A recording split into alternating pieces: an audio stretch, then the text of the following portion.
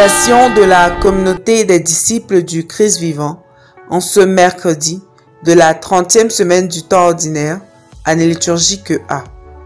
Évangile de Jésus-Christ selon saint Matthieu, au chapitre 5, les versets 1 à 12a. En ce temps-là, voyant les foules, Jésus gravit la montagne. Il s'assit et ses disciples s'approchèrent de lui. Alors, ouvrant la bouche, il les enseignait.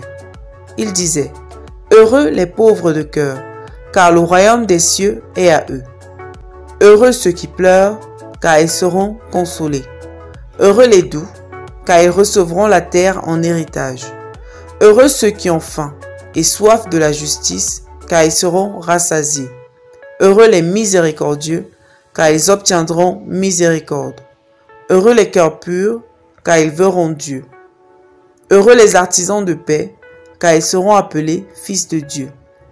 Heureux ceux qui sont persécutés pour la justice, car le royaume des cieux est à eux. Heureux êtes-vous si l'on vous insulte, si l'on vous persécute, et si l'on dit faussement toutes sortes de mal contre vous, à cause de moi. Réjouissez-vous, soyez dans l'allégresse, car votre récompense est grande dans les cieux. Acclamons la parole de Dieu. Méditation. Bien-aimés dans le Seigneur, Dieu soit loué en tout temps. L'Église nous donne aujourd'hui de célébrer tous les saints. Presque chaque jour de l'année liturgique, elle nous propose de faire mémoire d'un saint. Fêter tous les saints signifie qu'elle reconnaît que la liste des saints du martyrologue n'est pas exhaustive.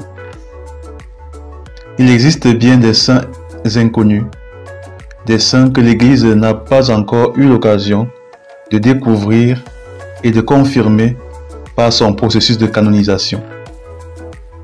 À la Toussaint, tous ces saints inconnus sont également célébrés. Aujourd'hui, nous vous proposons de méditer sur la question de savoir comment devenir saint.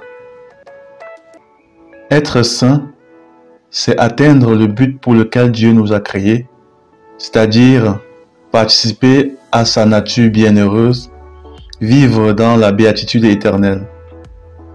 L'on constate que l'idée de sainteté, ou mieux, le projet de sainteté, qui est le projet le plus lancinant de toute vie chrétienne, ne nous préoccupe que peu au quotidien.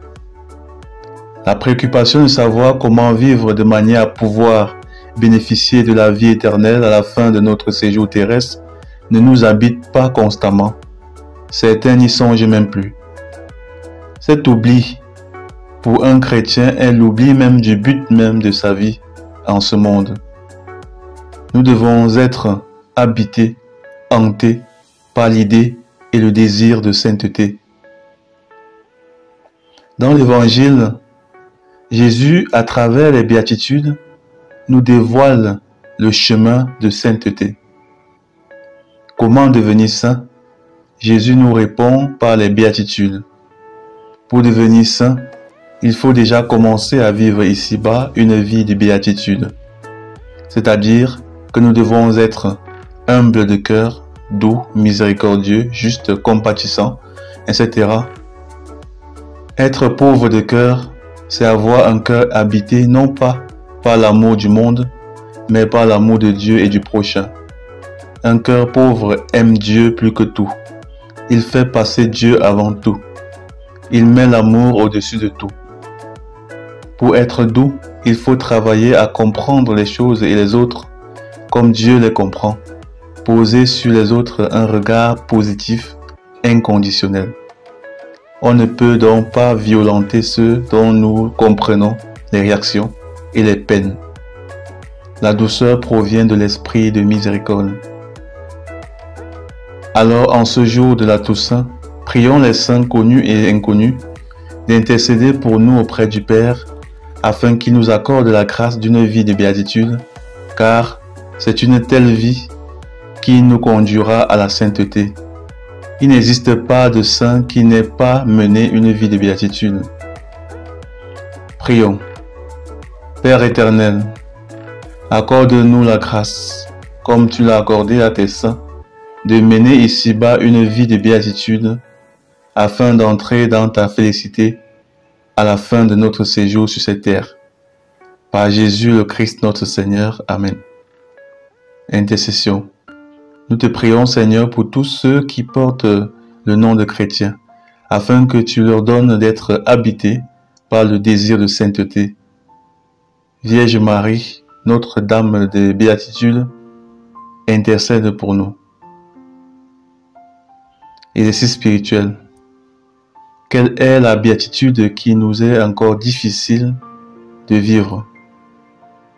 Dans une prière sincère, engageons-nous auprès du Seigneur à faire des efforts pour la vivre désormais, en demandant surtout le secours de sa sainte grâce. Loué soit Jésus-Christ. À jamais.